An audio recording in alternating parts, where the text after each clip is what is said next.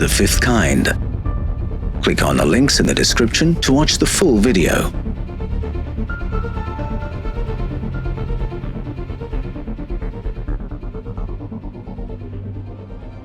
One fascinating aspect of the Book of Enoch is that of the extraterrestrial being Uriel, who tutors Enoch with an education in the cosmos, speaking of humanity's place in the universe, the astronomical home of the powerful ones, and the workings of the solar system. This motif of advanced knowledge being imparted by people from the stars is a theme that can be found in other indigenous narratives, and sometimes with surprising proofs of their claims. My interest in cases of abduction is as a student of the world's mythologies, and it grieves me that we so impoverish ourselves by refusing to listen to the report of people whose experiences don't fit in our boxes. As people become aware of my book Escaping from Eden, I am contacted every single day by people who have had experiences and close encounters, some of them abduction experiences, that they have not told anyone in decades. Often I'll have people say, I experienced this when I was 15 years old, something like that. I have told my wife, I've told the person I was with when I experienced it, and in the 50 years since, I haven't told another living, breathing soul. But I want to tell you, because I still need to process what happened to me. That is the effect of the ridicule and shame that we're so ready to visit upon anybody who has an experience that offends our worldview. And I think it's time that that changed. We need to listen to the experience of those around us, and as we do, we will find out there is far more going on in our world than we have ever given credit for. I think in the West we tend to regard these as psychiatric phenomena, and we probably conceive of it as a post-1950s phenomenon. But that couldn't be further from the truth. It is an ancient phenomenon. It's part of our mythologies. And again, I'd say it's not the kind of story you make up to advantage yourself. You're not going to make money or get promotions from bringing this kind of report. It's something that you know is going to damage your reputation if you share it. And that's why I'm with John Mack and Monsignor Corrado Balducci saying that we need to listen with respect to these reports and understand that it's a different kind of entity we're hearing about, and that this is something that merits serious study. What we're being offered by the Book of Enoch and the Mami Wata tradition is a context for these stories, a wider context and a longer context from cultures all around the world, a context that goes back thousands of years. Is the theme of advanced knowledge purely fiction?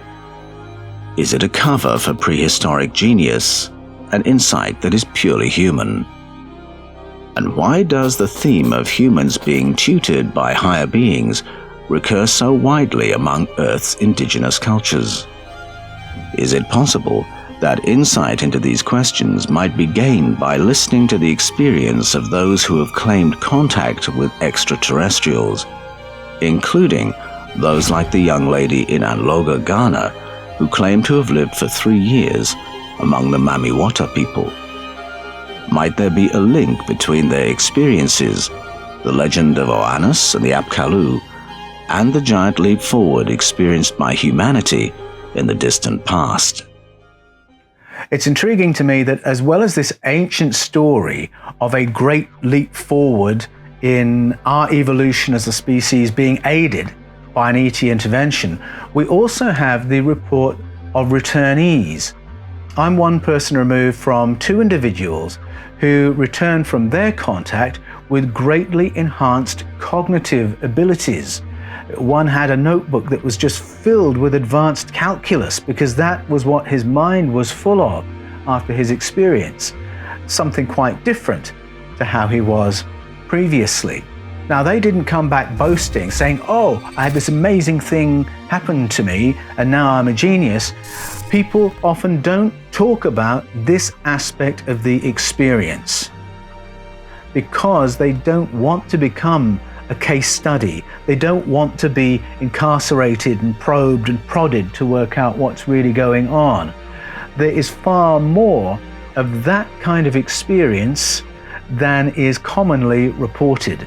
It's curious because it's a form of acquired savant syndrome, and this is a real-world phenomenon studied by credentialed neuroscientists around the world, where a brain injury or a central nervous system event or a trauma will release prodigious cognitive abilities that the person did not have before. And it's often described as a disinhibition of brain functions. Quietly, returnees often report that kind of experience. I note that because it's part of the Mami Wata tradition as well.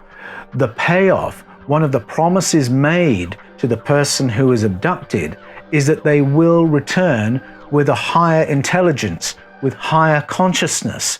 That is part of the package that this contact with these other beings is promising.